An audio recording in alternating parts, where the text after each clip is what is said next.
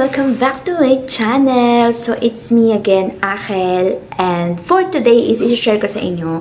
So, nakikita nyo naman ata sa title sa taas na meron or may ginawa kasi ako nung nasa Pilipinas ako. Well, actually, first time kong gagawin sa buong buhay ko. Well, I'm proudly say I'm 32 years old. Pero never ko pang na-try yung mga ganito. Kasi lately na din naman lang ata siya na uso yung mga pagpapalagay ng mga ganito or I don't know kung hindi siya enhancement kasi wala naman ginagawa sa'yo, wala naman inaano. So kumbaga parang makabagong paraan ng pagpapaganda. So ayun. And I don't have no idea. Lagi ko lang siya nakikita sa mga feed ko pag pupunta ako sa Facebook. And then pakatapos ko silang tignan, sobrang gandang-ganda ako sa kanila. So siguro wala naman pong masama, 'di ba? Or hindi ko naman siya inaano na gastos or whatever, but what makes you happy kung doon ka magiging masaya and then hindi mo naman siya gagawing bisyo or once in a blue moon lang naman, then why not, diba? Try it kasi nakaka-boost din talaga siya ng confidence. Pero may mga share lang ako sa inyong mga I don't know, pero this is only based on my experience, okay? So, yun nga, actually, nagpalagay ako sa kakilala ko. Well, actually, kakilala ko na siya. And then, nag-aral naman siya doon.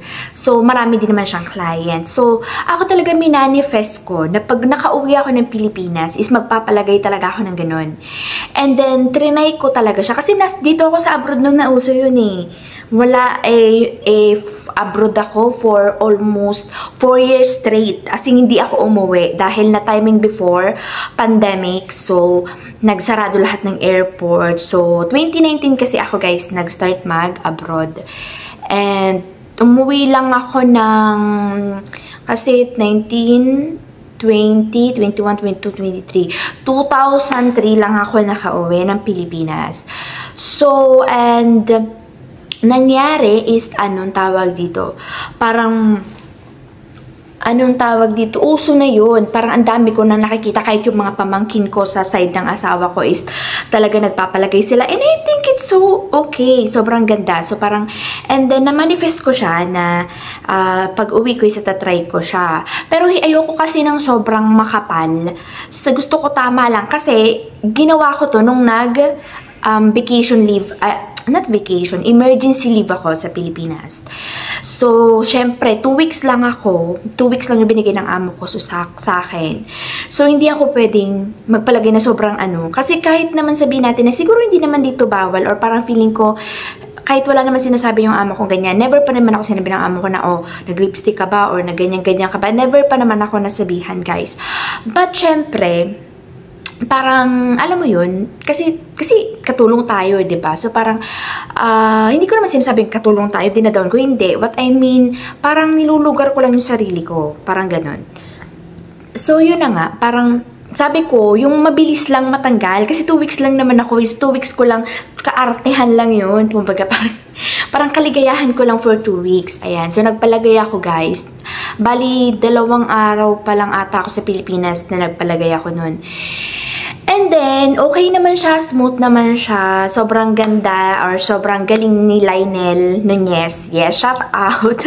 Shout out, be. Ayan, siya yung gumawa sa akin. And, ilalagay ko dito yung account niya. So, kung gusto nyong pumunta, gusto nyong mag-ano sa akin, well, highly recommend ko siya dahil na-try ko na siya.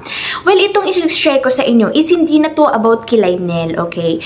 This is about my experience. Siguro dahil first time ko, hindi ko alam kung maraming makaka-relate or marami na ding nangyari ng ganitong scenario. Pero, for me kasi, di okay na, tapos na, di ba, nalagyan na ako, and then umuwi na ako. Tapos, nung malapit na ako sa may bahay namin, sinalubong kasi ako ng asawa ko ay nagkasalubungan pala kami kasi pupunta din siya sa kanila, sa side niya, sa family niya. Malayo kasi, okay, para is malayo. Yung bahay, nakatira kasi kami sa bahay ng side ko and then pupunta siya sa side nila. So, nagkasalubong kami. Hindi ko alam, all of the sudden talaga, parang, alam mo yun, di ba, okay, parang okay, ganyan. So, kasi sabi naman ni Lionel, pwede ko naman siyang basain, pero wag gaganunin kasi syempre, bago pa lang, di ba, baka ma-fall lahat. So, parang, syempre, dahan-dahan, the way na, ang tawag dito, the way na lilinisan mo yung sarili mo, di ba? Parang gano'n. Tapos, ang tawag dito, nung nangyari yun, di parang, nagkasalubong kami, tapos all of the sudden guys, biglang sumakit yung mata ko, as in sobrang hapde. Yung parang feeling na, una-muna parang, may something dumapo sa mata mo. Tapos parang, alam mo yun, yung parang sobrang sakit. As in talagang, napapikit ako, hindi ako Guys, promise, I swear, hindi ako makadilat. So, kinabahan na ako kasi, okay, so, balik tayo dun sa kwento. Nung nandito pa ako sa abroad, tapos may mga nakikita ko sa mga KGMS, ganyan, Kapuso Mo Jessica. So, mga ganyan, okay, sa Rated K o kung saan man dyan. May mga scenario na nagpalagay sila ng eyelash, yun nga, nagpa-eyelash sila, and then, biglang namagay yung mga pilik mata, yung mga ganon. So, parang, oh my God, na ano talaga ako. Unang pumasok ko, ala, ano to? Ba't ang sakit? Yung asawa ko talaga sabi sa akin, ano nangyari sa'yo? Hindi ako makadilat, guys. As in, hindi talaga ako makadilat.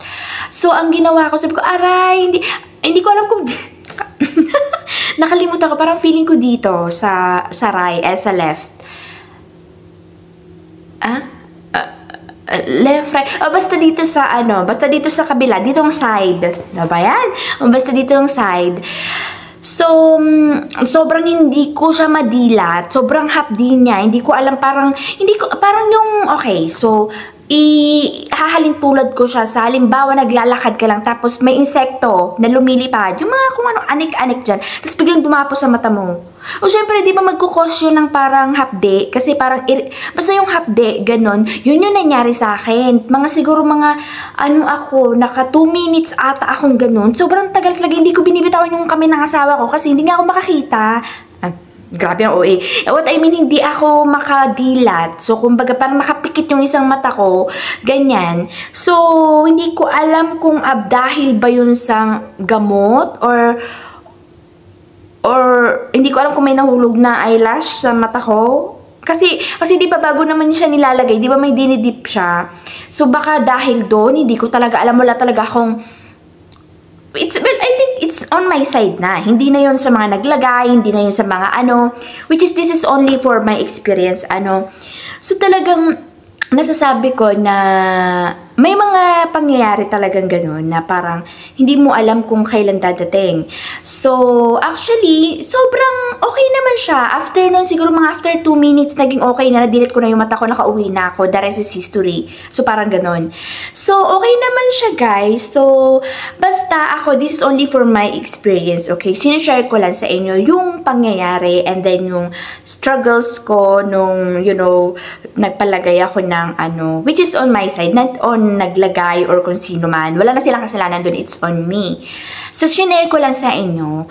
So, yun nga. So, parang siguro, di naman kayong matakot. Kasi sa akin, di naman, mabilis lang naman siya. Siguro parang effect lang yun or talaga may pumasok ata na insect sa mata ko, hindi ko alam. I have no really idea kung saan yun, bakit nangyari yun. But, alam nyo guys, which is yung kinalabasan naman, as you can see, sa mga pictures na ilalabas ko dito or sa i-upload ko is okay naman siya, sobrang ganda, nakaka-boost talaga siya guys ng confidence.